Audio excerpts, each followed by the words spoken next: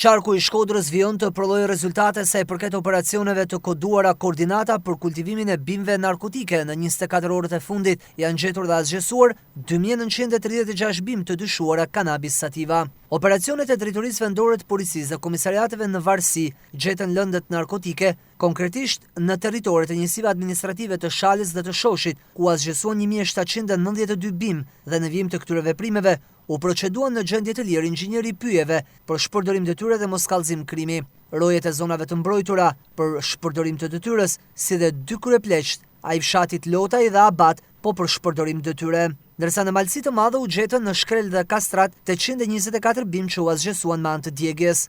Në Fusharës, në Qafmali, 320 bimë.